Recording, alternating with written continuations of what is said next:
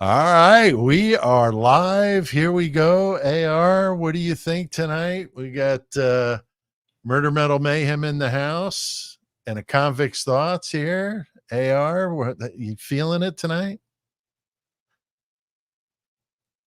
Horns high. I'm ready. You ready? Hell yeah, I'm ready too. So let's see if the audience is ready.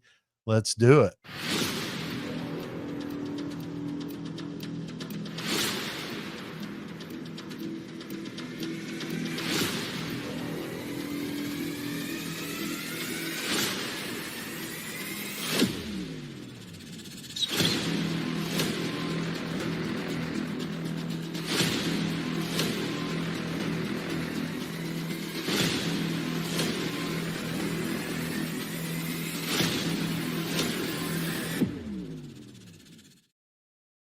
All right, here we go.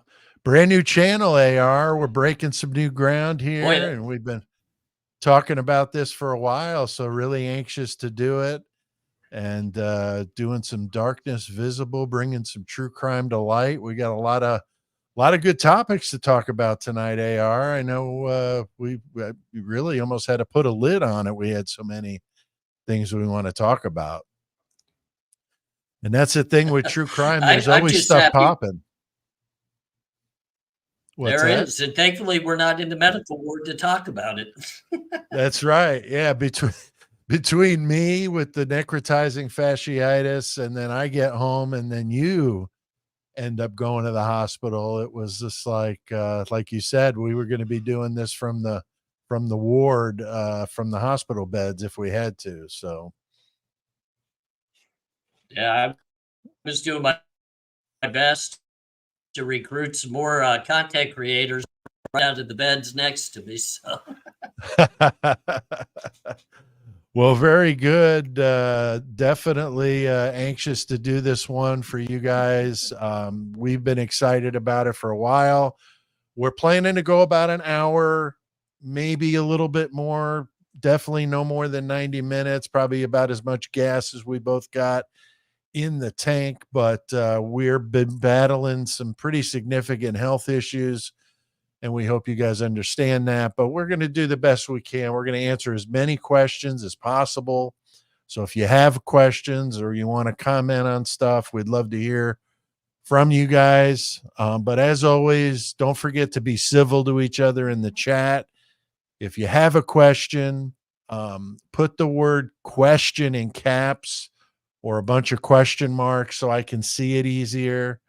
And we'll save it, and we'll take some breaks as we go through and answer some questions. So if you have them, fire away, and we'll do the best we can to get to them. We do have some mods here tonight, helping us keep the trolls out. My lovely wife, Jenny, is in here. We've got several others. So we're in a drama-free zone, AR. I mean, we're not putting up with that nonsense. So if that's what you're here for, then you need to go somewhere else, because the mods are instructed to not tolerate any of it. So we're just not going to do that here. We want to have some fun, and we'll get some good back and forth going.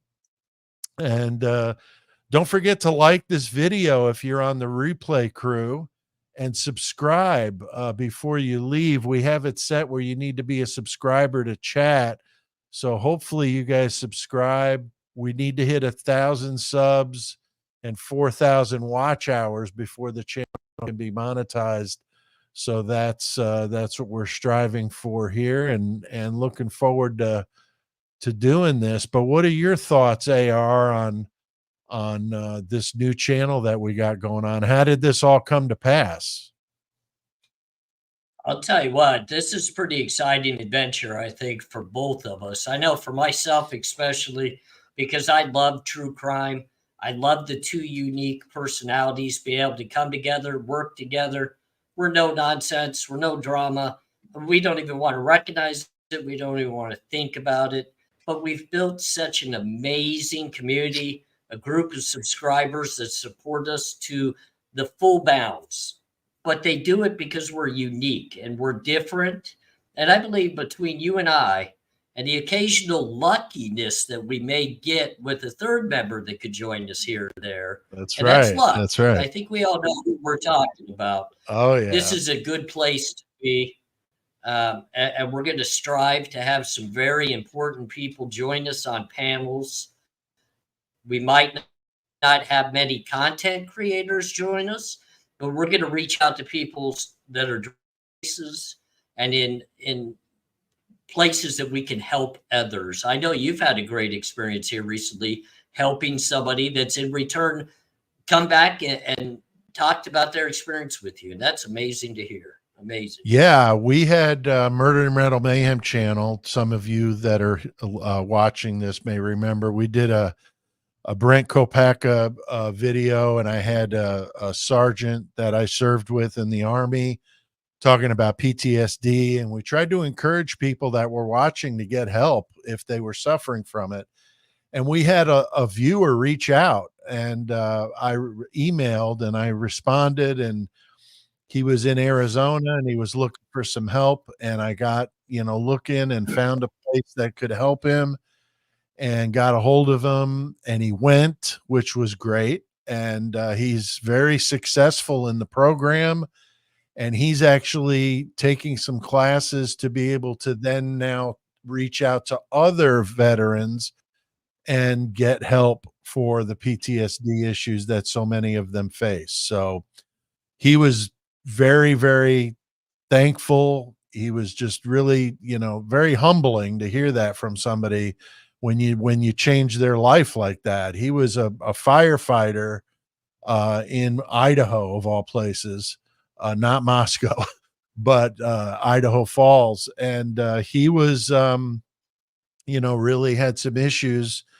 And so I'm glad that he's getting help. He said that once he gets through the program, he wanted to come on and talk. So maybe we'll get him to come on here and talk with us, because you never know who's watching and who may be suffering from PTSD, whether it be a veteran or really anybody. I mean, people that have been through trauma. So I mean, like you and I mean, I went through that necrotizing fasciitis. I mean, that was about as much trauma as I think I could handle. But there's all sorts of trauma out there. So we definitely encourage people to get help. So I think it's nice when a true crime channel on YouTube can actually help somebody. So many of us creators take a lot of crap from people that say, oh, you're just doing this for clicks and you're just doing this for that. But that's not always the case, right, AR? I mean, would you agree with that?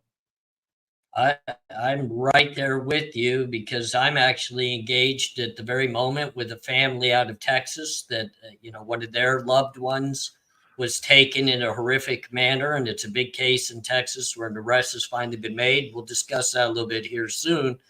Yeah. But the family reached out to me and I've been able to connect with them. And we're going to be working together to put up a big Facebook group striving for justice in the case. And I'm going to be walking the path with them, trying to help them better understand the system and how it's going to work. So, like you, it feels good to be able to touch someone's heart and to be there for them, because that's what this is all about. It's what it makes it exciting. We're not just here to talk about the negative part of the cases. We're here to be a part of the positivity of getting justice and overcoming some of the hardships. So I think that's key. And I think that's important. And that's what this channel and what you and I are all about.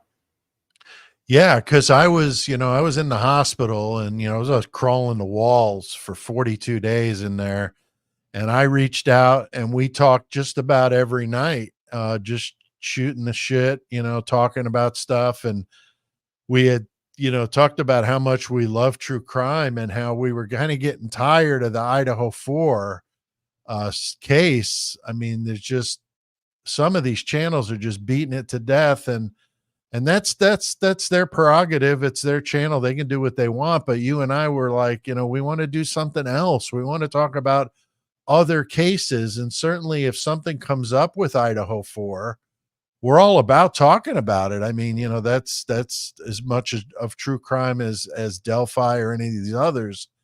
But there's other cases out there, and we were both hoping that we could reach a bigger audience of people that are into some of these other cases, right? Well, I believe you and I both agree, Pete. We're not here for the short moment. We're not here to discuss one case. We'd like to be with everybody for the long term. Longevity is as long as our health allows us to be. And like you, as I laid in the hospital bed, with just an unforeseen health issue that got me carried into the hospital, you were the first person on speed dial that I reached out to get a little bit of comfort that everything was going to be okay and we could move forward. Unfortunately, I missed a good live with you, but now we're back. We're excited. We're both pushing each other to be healthier, to get the actual, recovery time and the health necessities taken care of.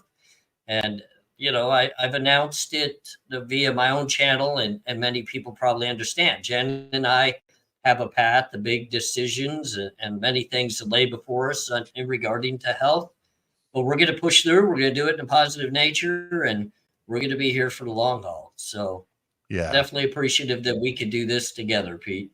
Yeah, I agree, man. We really hit it off, and we have so many things in common, which is really funny.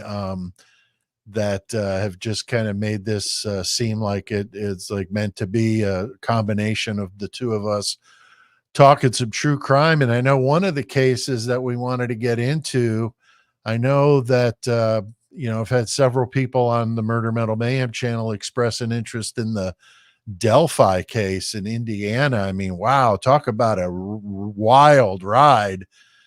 And if anybody out there is not familiar with the details of that case, man, you can do some deep diving on that.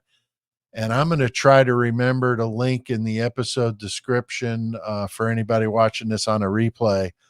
And I'll pin a comment when I get a chance tomorrow uh, of some good videos that people can watch if they're interested in learning a little bit more about Delphi. I've done a few videos on my channel, but I'd like to do more. And certainly there's some news to report with this case and trials coming up. So, yeah, I think it's an interesting one. It's got the similarities, AR, between Delphi and Idaho 4 is really uncanny. You've got this suspect who a lot of people don't think did it. The evidence they have against him incredibly flimsy.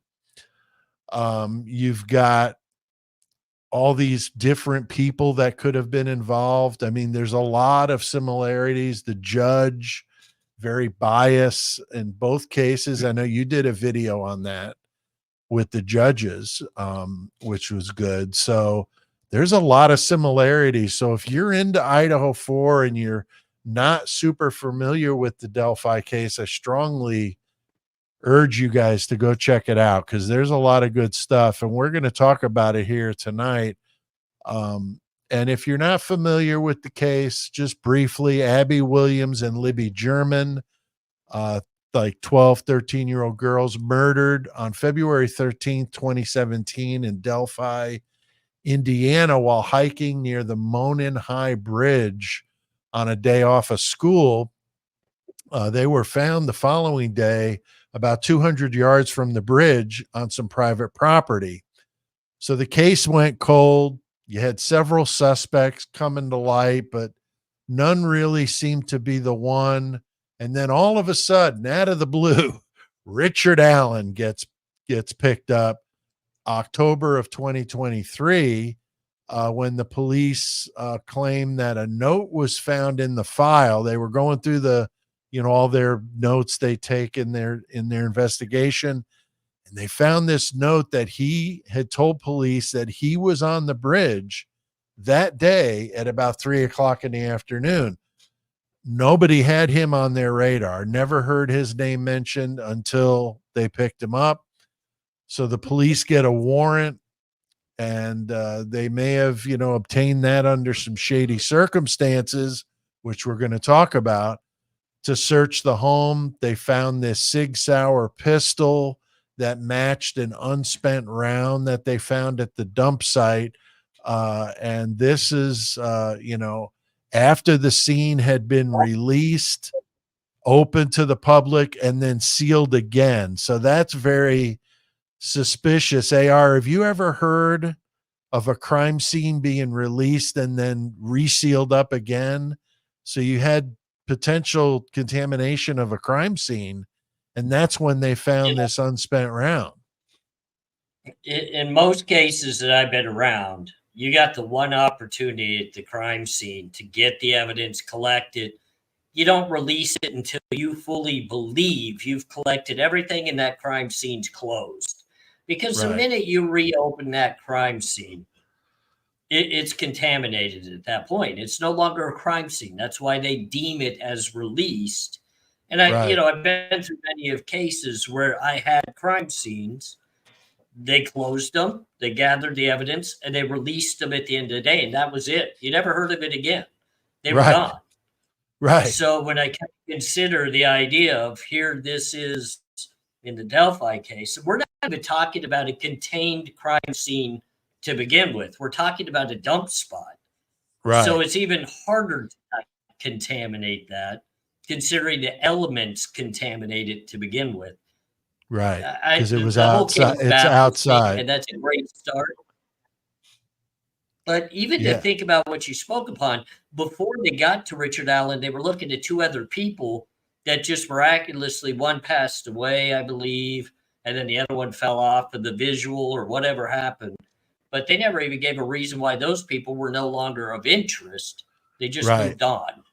Right. And it was And like, wow, two of really? the suspects they interviewed a few days after the murders, and then miraculously they lost, they erased the video of the interrogation. I mean, are you kidding me? That's right. You know, and didn't even realize it till like a year or two later. I mean, this whole investigation is a complete joke. That's why I keep saying, if you're a big Idaho 4, follower and real interested in the nuances of that case, this one's even crazier, if you can believe it. It is.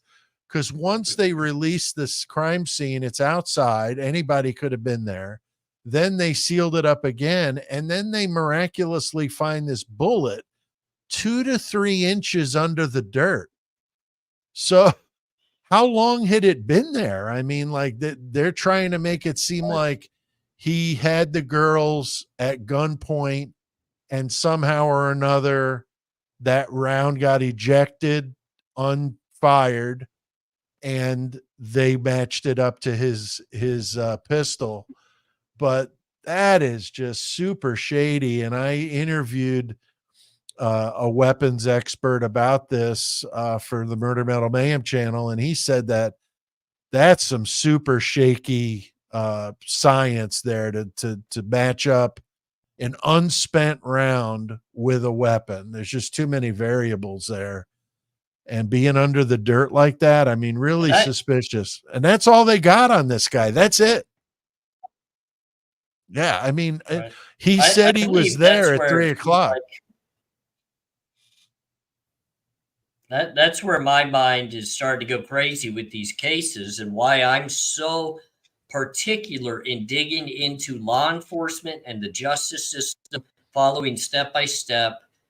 I want to use the word rules that they have to abide by when investigating a case, because is it not seeming as though this is popping up more and more to where people have to literally interject their thoughts of, could something be wrong with this investigation time and time again into these cases, rather than us feeling confident in the way they're being handled? Now we're questioning them more and more and more. And let me tell you, someone like myself that's a past criminal, I'm glad I'm a past criminal, because I wouldn't even Right. want to play in these games anymore.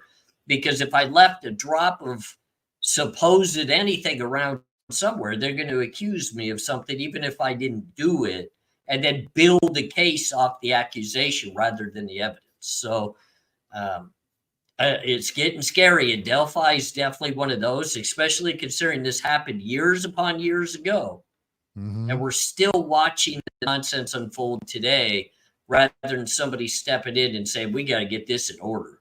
We got to get Right. this in order. Yeah, it's a Just let it mess. go.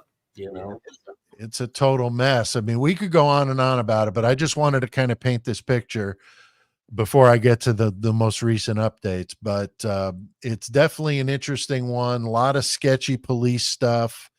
Two of the officers involved in the investigation were eliminated.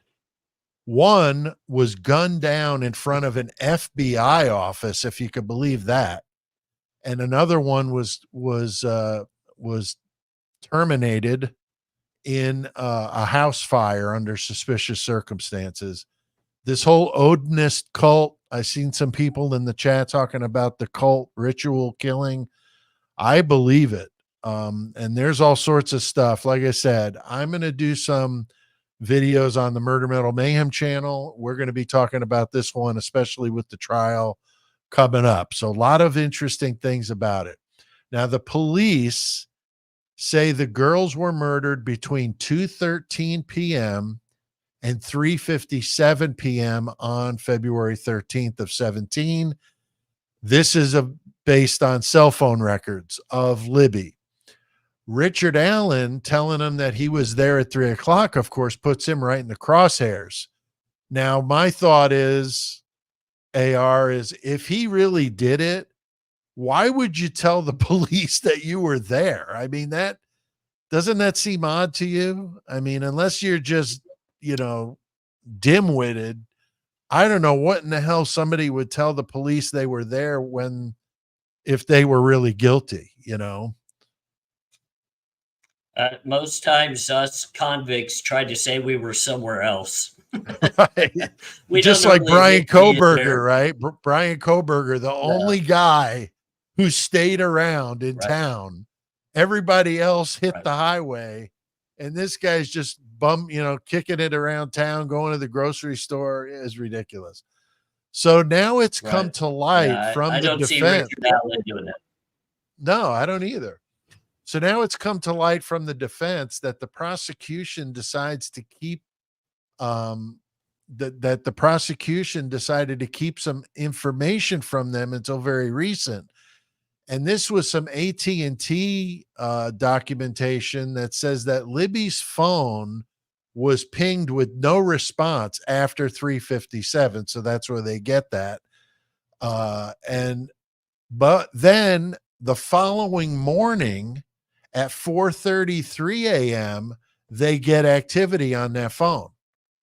Now, the phone was found under Abby's shoe, which was underneath Libby's body. So the one victim was posed nude at the scene.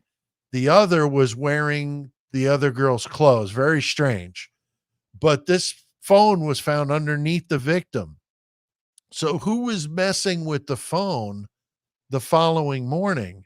And if those girls were killed and left the scene or left there at the scene, the search parties would have found them because they were combing that whole area. And this was very close to where they were looking. So very, very suspicious. In my opinion, they were taken off site, tortured, murdered, and then dropped there and posed through the early morning hours, and then left the scene. And so that may be where that 4:33 phone activity comes from. I'm not sure, because the property, you had alluded to this, AR, the guy who owned the property where the bodies were found, Ron Logan, he has a criminal history and he's the one that's passed. But you have to wonder, did they put them on his property so that the police would think he did it? So who knows? But the Carroll County Sheriff, Tony Liggett, left that information off the search warrant application. So kind of convenient, right? He doesn't tell the judge that they've got this cell phone evidence of the phone activity. So the defense wants this evidence tossed because it was done under, false pretenses. And I would have to agree with them.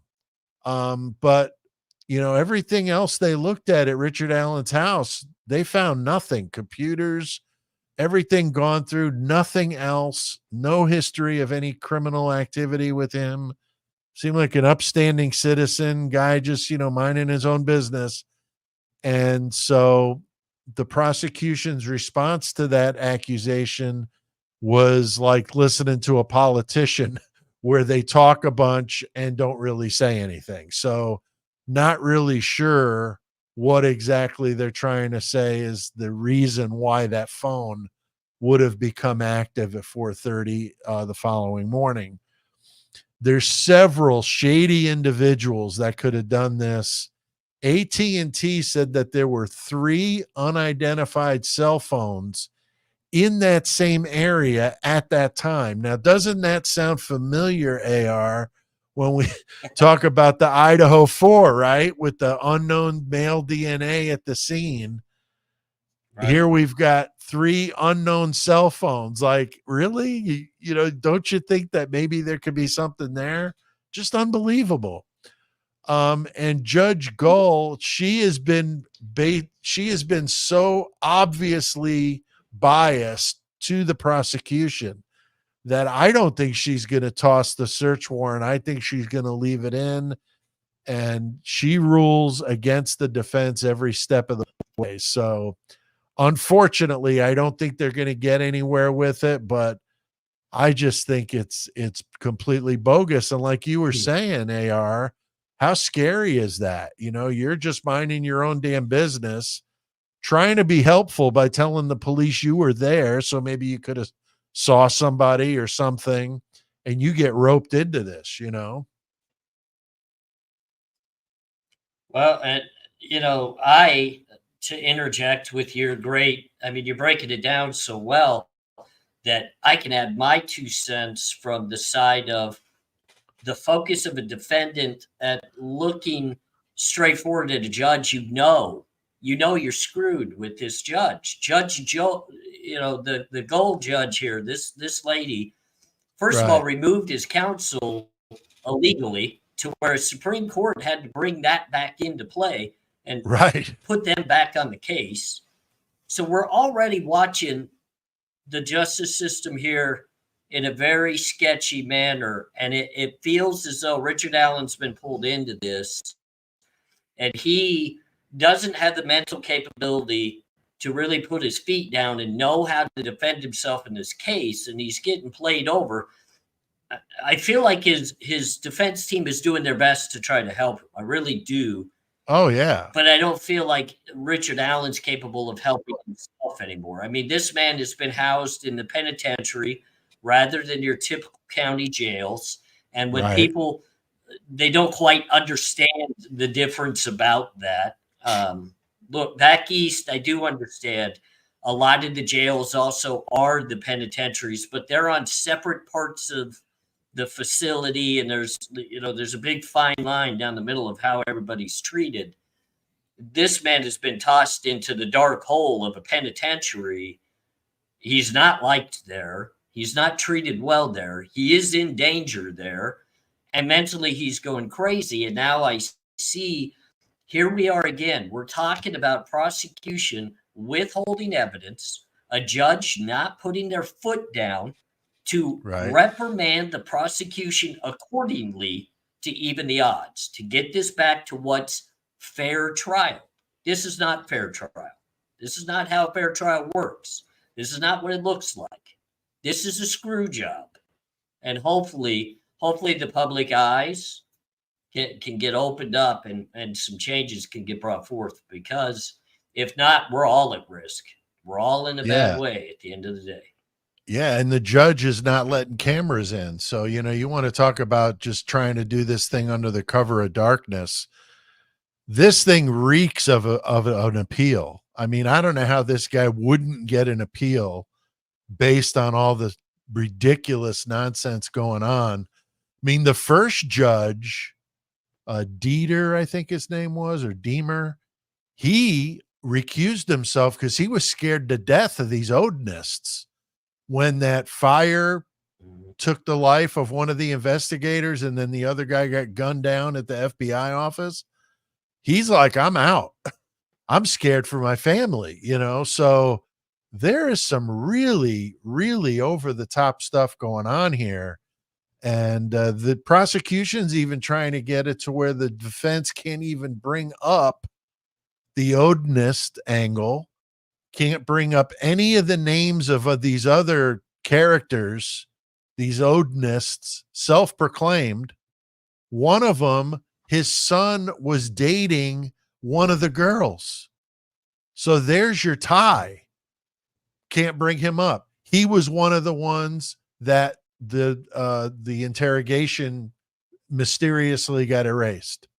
So there's a lot of stuff with this case.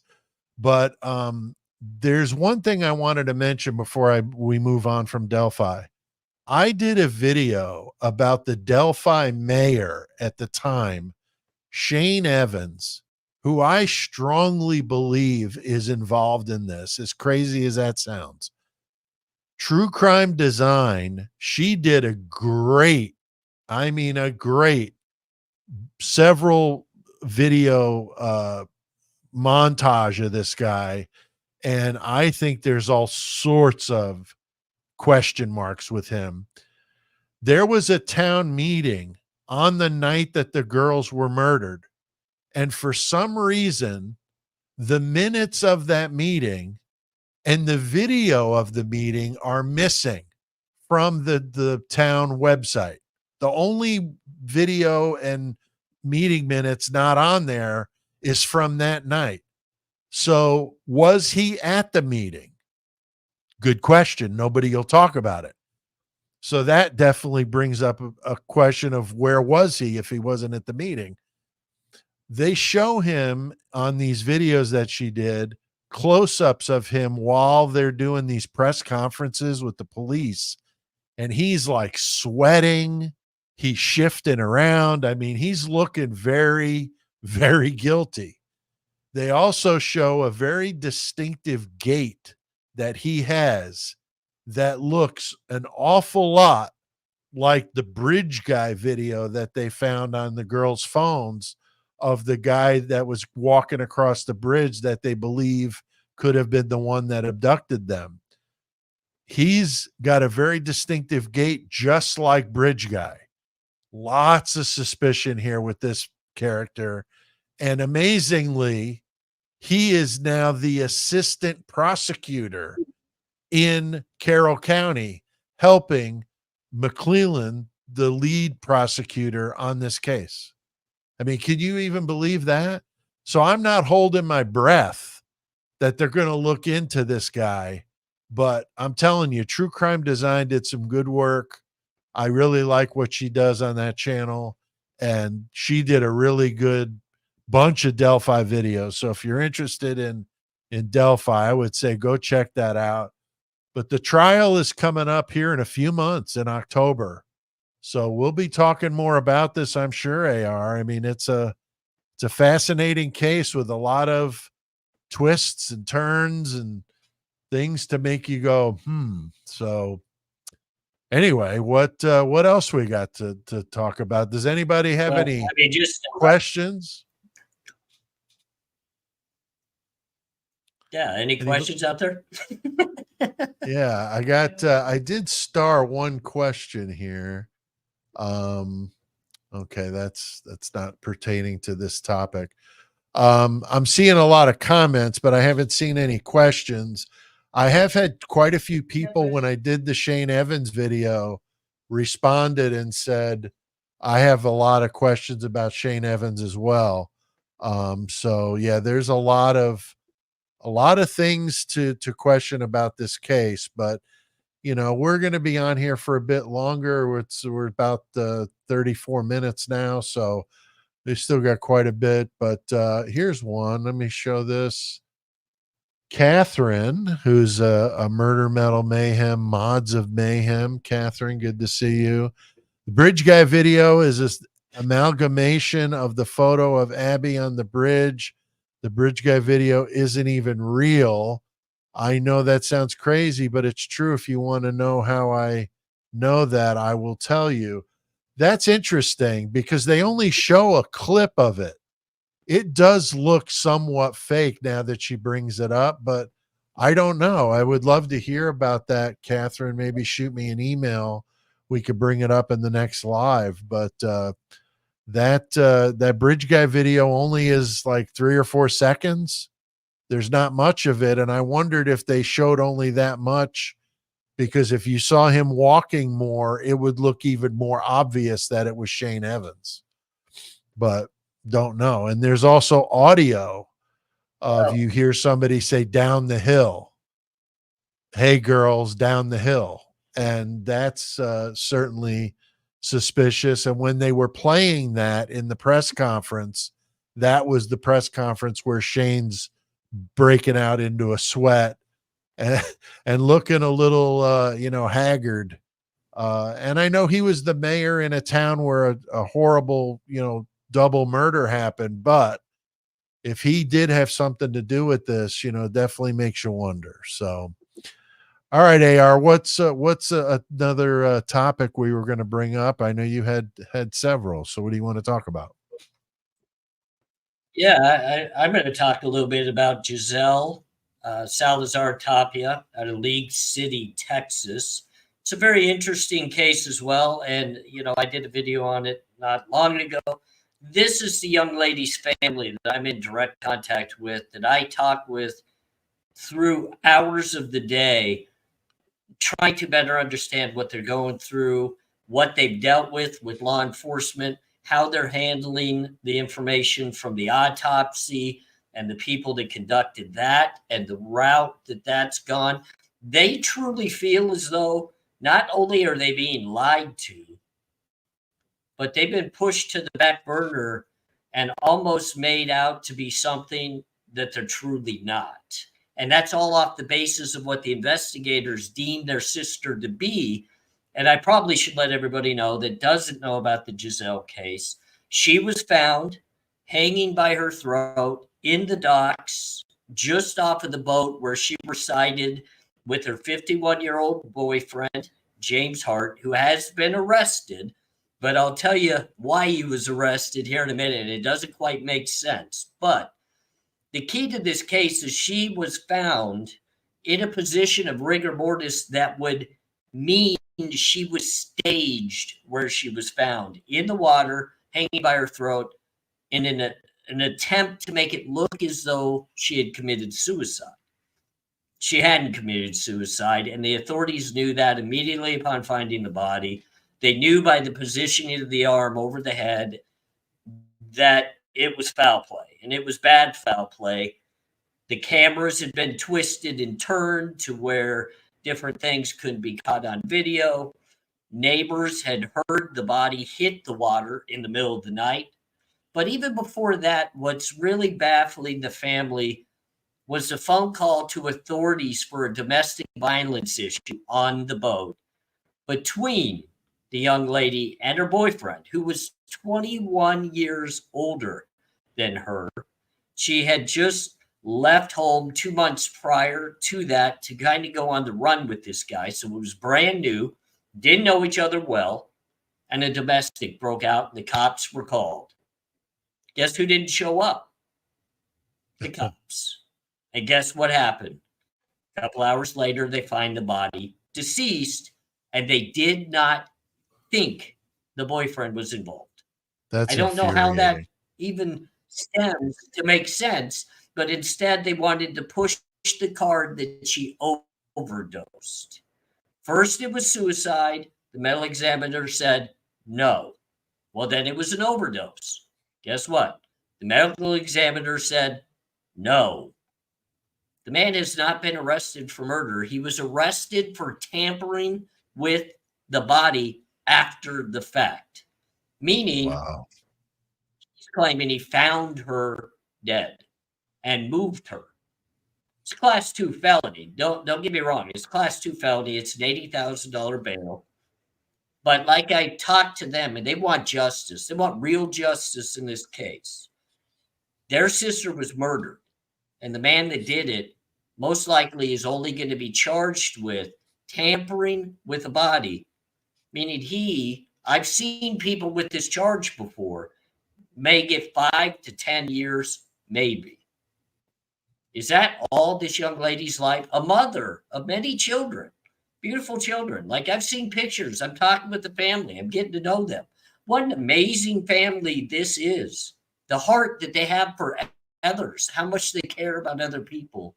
And this young lady's boyfriend that took her life, most likely, I should say most likely, there were only two people suspected, and this is the one they arrested, is going to get off with a very minimal charge. Very minimal. I mean, today he could bond out with $8,000 and the title to something worth 80,000. That doesn't sound like a murder bail to me. But Right. I don't know how you feel about it. I know you've done no research, and so I reached out to you. And this Yeah. case really touches home, and I can't wait to actually bring them live because they want to talk live. They Yeah, want to that'll come be on and great. tell their story, how law enforcement treated them. The medical examiners changed their mind every time law enforcement put a pressure on them. And now it's in the hands of the prosecutor, and they're getting no answers. None. Not a Wow. single reply, nothing. They're getting shamed. And I'm upset about it. I'm going to be honest with you. I'm upset about it. And even more upset because I get to talk to them and hear their feelings on this. Yeah, you were on the phone with them for like 4 or 5 hours that night. So, I mean, Yeah, it was a that's long that time. you heard it, you heard it all, and I would definitely, love to have them on. I think that's, people that are watching this that are into true crime like you and I are. I mean, when you hear from the actual families, I think it makes that much more of an impact because these are real people. We talk about these crimes and all these things, and sometimes we forget, and I'm guilty of it too. The author in me starts thinking of some of these cases like they're fictional stories, but these are real things that happen to people and scary stuff. And couldn't imagine it, being one of, think about it. If it was your loved one that was treated like that, and then you were trying to, get answers and you were getting the silent treatment from, the people that you would hope would be there to help you. In this case, they did not. Well, and I'll tell you what, Pete, one of the reasons why it really touches me is these sisters and brothers and family members reached out to someone who's been through the system themselves. They confided and put trust in a man that's gone through the system as a criminal himself because I'm willing to go out there and speak upon the rights and the wrongs of the justice system. I'm willing to fight for them. And let me tell you what really hit me the hardest. And as you said, I was on the phone with him for a very long time, but we've spoken other times at other means. I'm even building a Facebook page for them and to get justice. I'm going to do stuff to bring more attention to this. But hearing her children in the background just really hit me Yeah. because they still haven't accepted the fact their mom is not coming back. Their mom is gone. And they don't understand the full gamut of what this man did. And I don't understand why law enforcement's willing.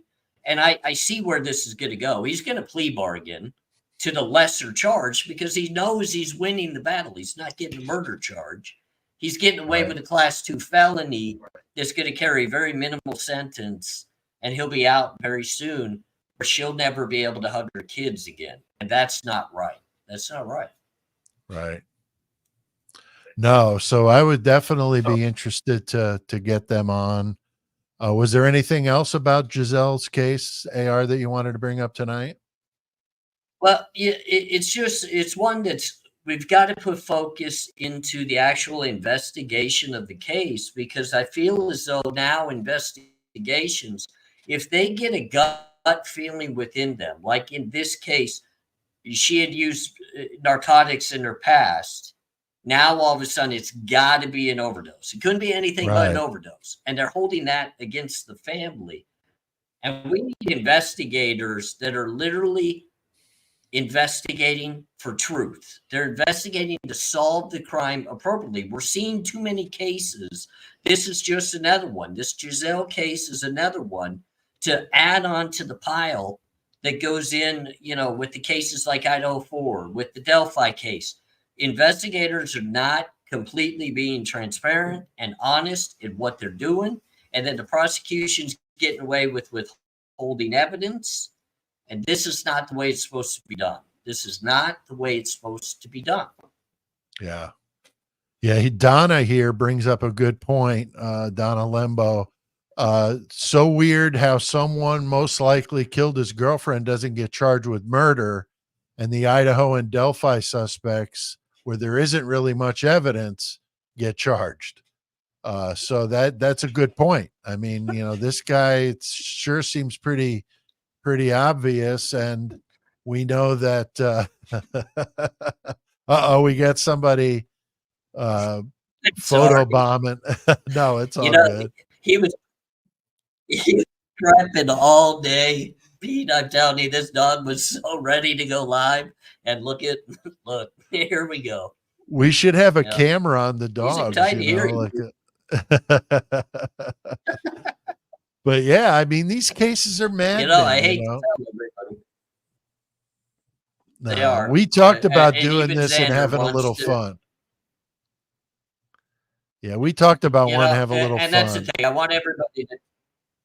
Yeah, everybody needs to understand a part of this channel is positivity. There's going to be some dark humor in it. There's going to be some funny humor, some family. There's going to be a little of everything involved in this, because this is the way that we can all get together in a positive right and teach others that we can up and overcome the hate, the negativity, the drama. We don't need any of it. And the great thing too, Pete, and I wanted to mention this back when you were doing the Delphi, both of us are going to be working very hard on our own individual channels as well to bring good content on every case that we discuss here. We're going to deep dive in our own unique, great ways. And then we're going to meet here a couple of times a week, and we're going to discuss it. And we're going to keep it powerful, short, to where everybody can stay refreshed, positive, and we'll keep coming back and doing it again and again and again. Yeah. And I think we can do it. And we're talking about some heavy stuff. So when we break out into a little humor, we're not trying to be mocking what we're talking about. We're just trying to even it out a little bit, because my gosh, you get depressed watching, I know I do on YouTube, watching these documentaries and kids being shot. I mean, it's just so awful. So every now and then I throw on a video of some teenage girl drunk getting pulled over, and the cops got the body cam video, and she's crying for her mom. And I just think that's funny, so I watch that kind of stuff. It's like my guilty pleasure to take a break from the dark, sinister stuff. I mean, it's just evil. I think everybody, even your wife, my wife, everybody's families in the chat, everybody here can understand how painful dissecting these cases actually becomes. It's not a pleasurable type, I want to say, job. I mean, this is something we deep dive into, some of the most negative tragedies you could possibly deep dive into. And these are not things that we enjoy. So we have to lighten the mood. We got to take a break here or there. We got to focus on something else. We got to bring everybody together with some positivity, because that's the only way you can make it through things like this. And I bring that to Giselle's family, just to kind of seal up my little, section here on Giselle. I want them to feel some positivity. And each day I've talked to them, they are striving to utilize what was in Giselle's heart and her want to help other people to overcome this, to help other people better understand that we can work together to not only get justice, but also hold everything accountable. So it's at the end of the day, they can feel it in their hearts that their sister got justice, and anybody else that may endure this will too. So we need to stop what's happening. So yeah. What was the official findings from the coroner on Giselle's case? What did he undecided. Undecided. They Undecided. decided to put undecided on the autopsy. Wow. Isn't that unbelievable? It is unbelievable. And another unbelievable case, we had a commenter here about the suspicious deaths and bodies found in Lady Bird Lake in Austin, Texas, and that is on the list of topics we're going to cover. I did an episode of the Murder Metal Mayhem podcast on Lady Bird Lake. I think it was in May. It was right before I got sick. So if you're interested in that, you can go to the Murder Metal Mayhem channel, and under podcasts, it would be one of the top few because it's on hold now with me recovering and not sure what the future of that will be. But there's 261 episodes you can go listen to. But the Lady Bird Lake one, I had a friend of mine who's from Austin, and he talked about what it's like being a resident there and with all this stuff going on. So if you're not familiar with it, there have been 14 bodies that have turned up in a body of water that runs through Austin, Texas, known as Lady Bird Lake. It's not actually a lake. It's like a runoff for, where they can put the runoff water from, heavy rains so they don't flood the downtown. But it's called Lady Bird Lake because Lady Bird Johnson, when she died, she was a big proponent of the lake and wanting to put trails and trees and all this stuff. So they named it after her. But all of these victims, except one, were males. They were young, like 20s, 30s, and healthy. So very suspicious. And just like we've been talking about, Austin Police Department says nothing to see here. These are just accidents. But the first victim that they found had duct tape covering his entire head, and his hands were bound behind him. So how in the hell is that an accident? I mean, it's ridiculous. I mean, that the police would insult us with such a ridiculous determination that that's an accident. The thing that's also strange is these people were found with valuables, watches, wallets, nothing stolen. So what was the motive for these crimes? Very, very strange. And these have been going on for a few years now.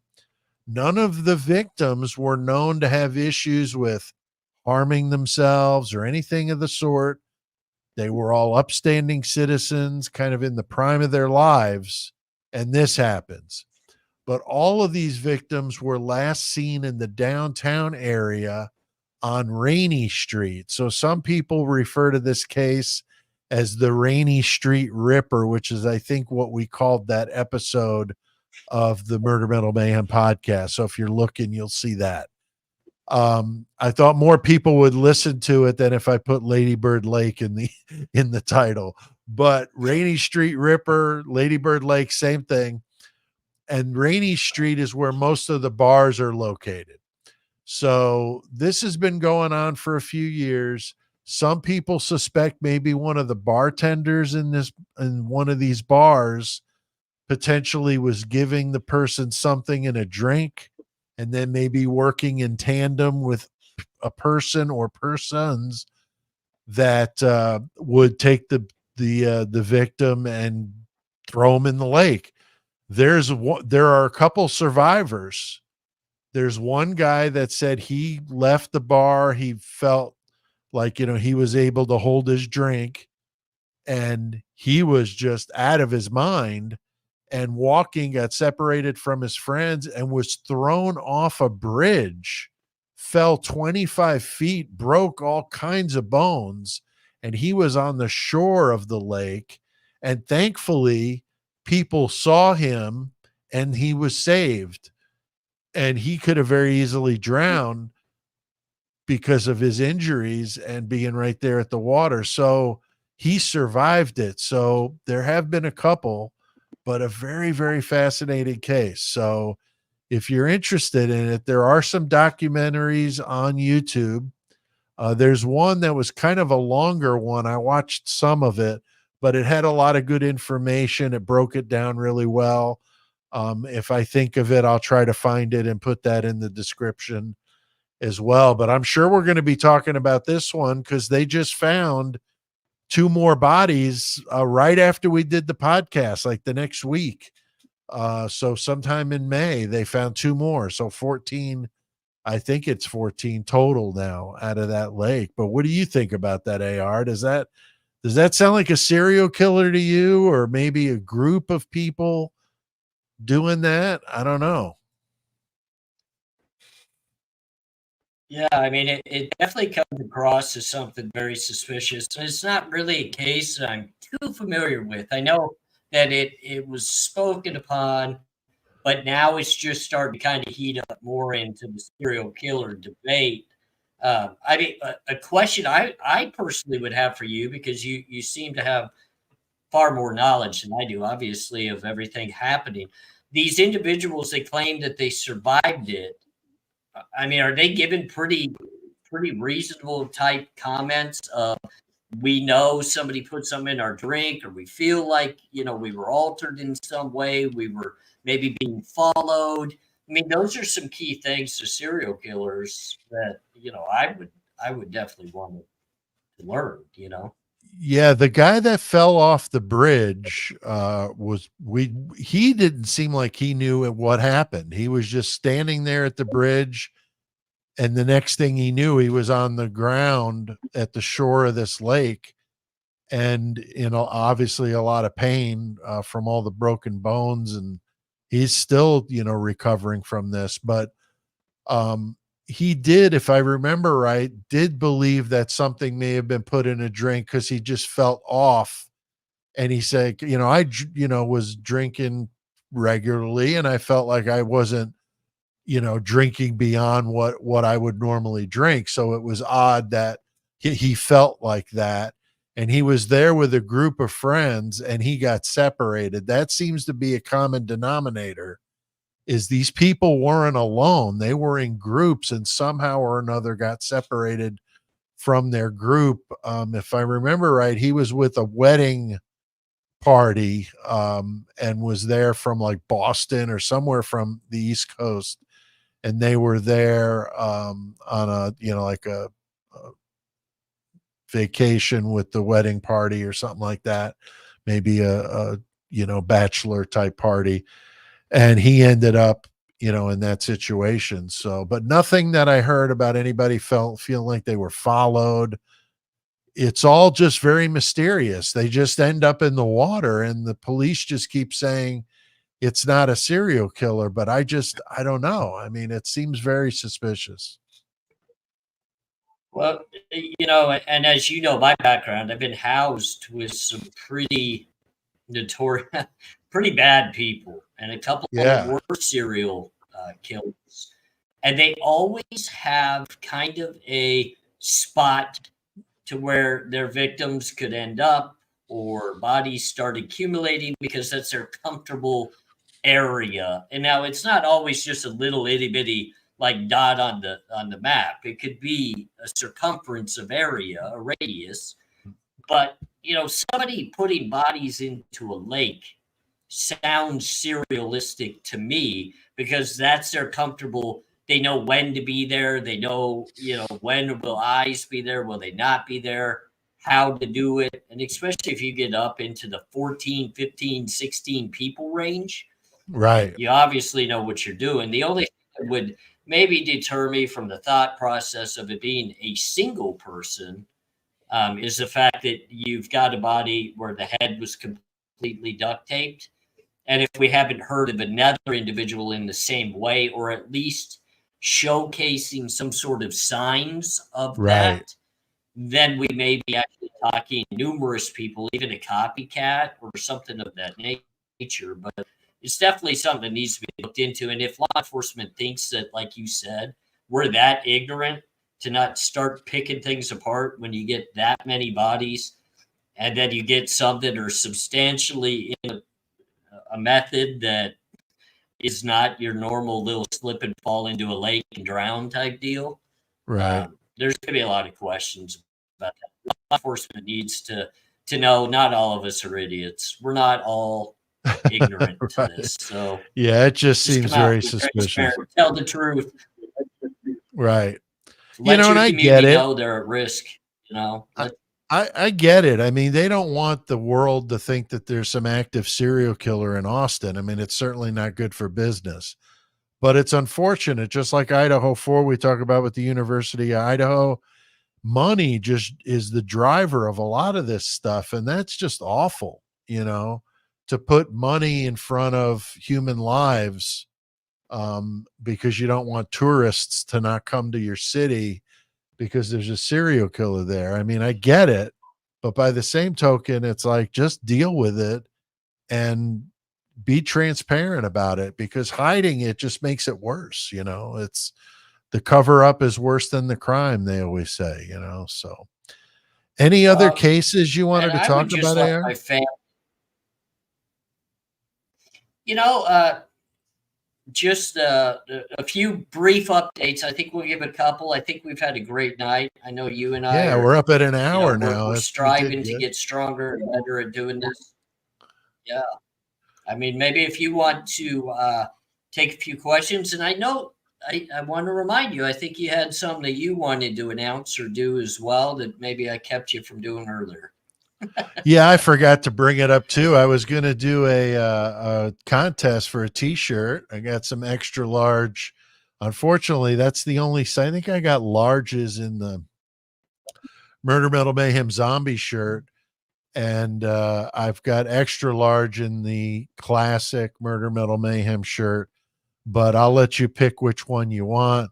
But if anybody out there wants to give it a shot, if you could tell me the name of the serial killer up here on my off my left shoulder, this guy up here, I'll give you a couple hints. He was an aspiring lawyer who did some murdering in the Northwest and kind of migrated across the country, did some daring escapes. I mean, he was quite the prolific serial killer, and ended up in Florida, and that's where he made his last stand. So if you know who that is, go ahead and send me an email. I'm going to give you the email address you need to send it to, and that's darknessvisibletruecrime@gmail.com.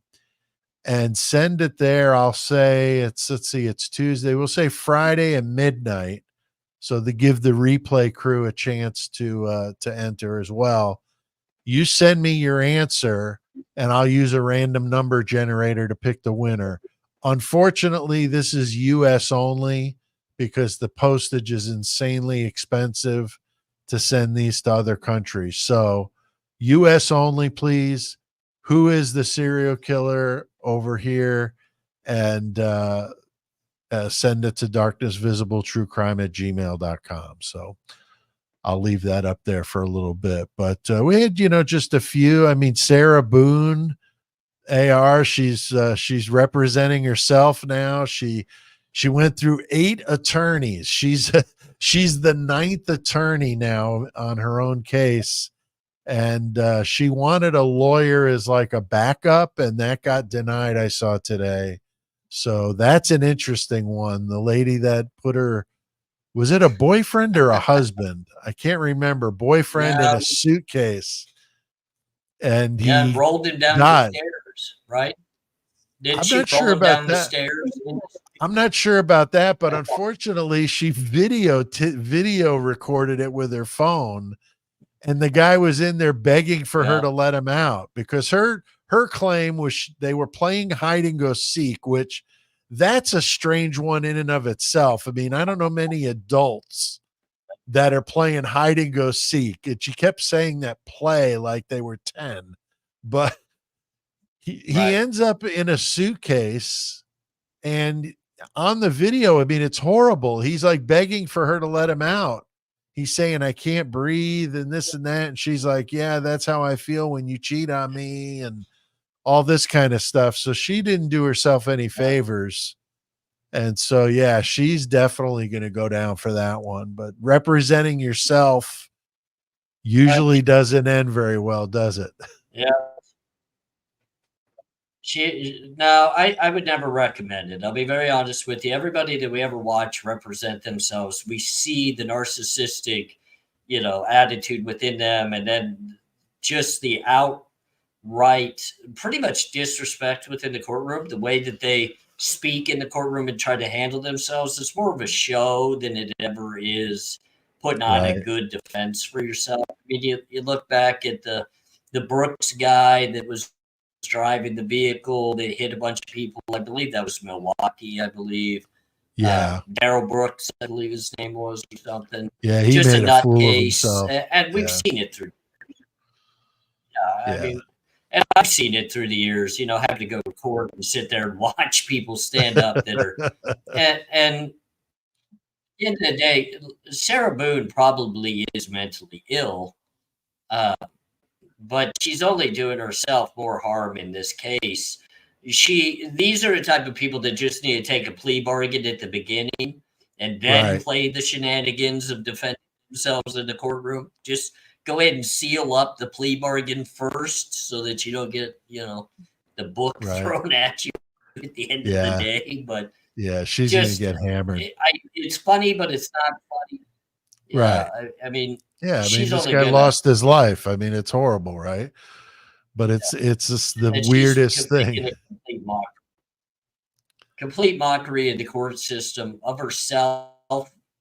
I mean, I hope she doesn't have family and people that really love her that want to stand with her, because they can't do it if she's acting like this. Right. I've never expected anybody to stand next to me if I acted so foolish, but you never know. I mean, lawyers for her are probably nervous to take her case because they may end up in a suitcase. Who knows? Yeah. Yeah. I mean, I don't know anybody that would want to represent her because she's just off the rails, But any other cases that you wanted to bring up, AR? I know, we batted around a few tonight. I think we covered it well.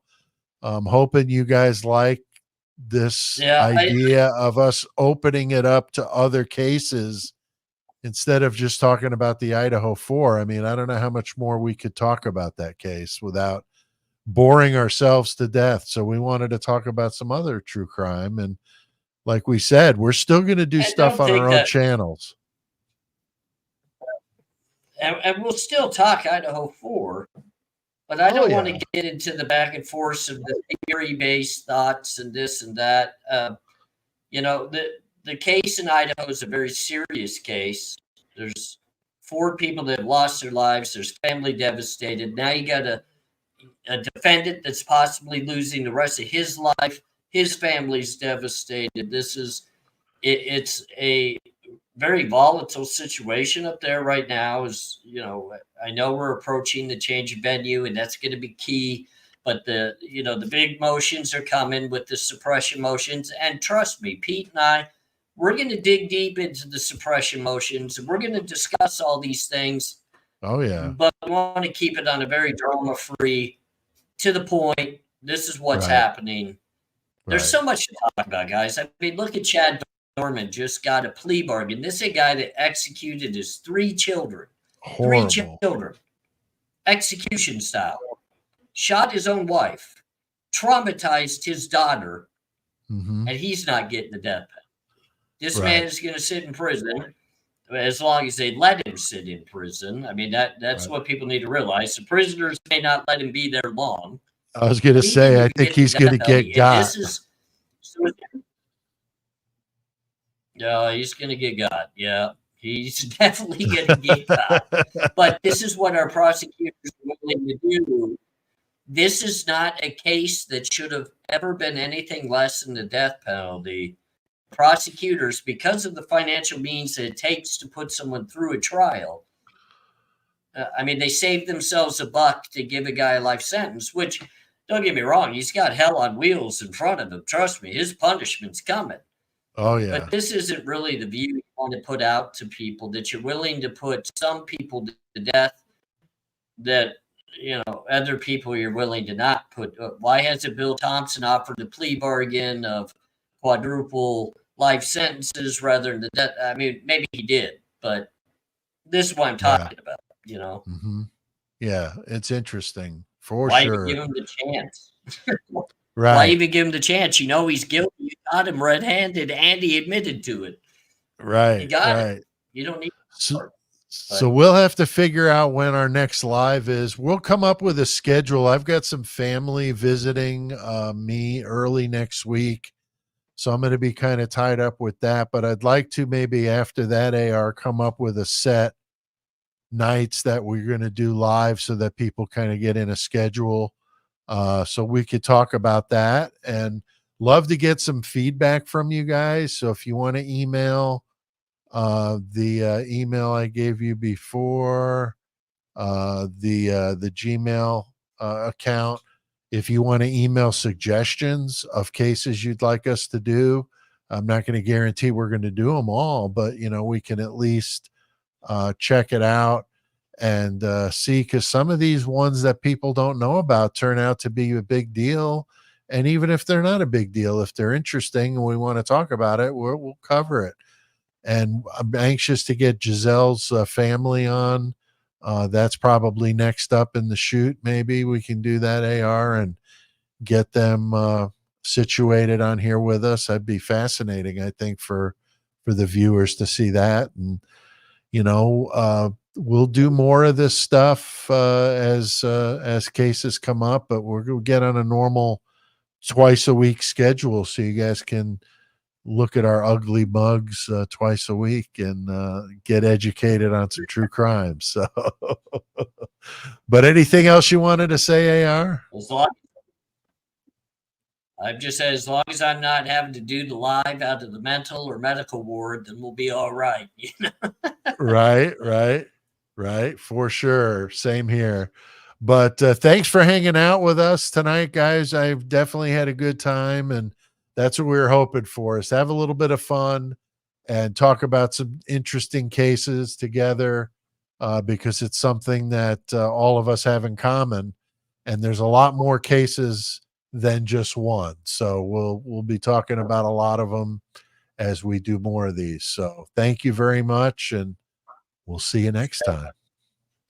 See, somebody's got to come say goodbye. Up, Don't Xander's forget got to to like say and goodbye. subscribe. Yeah. That's right. Like Yeah. and subscribe. We appreciate that very much, and good to see everybody here with us tonight. Most definitely. Love the crowd.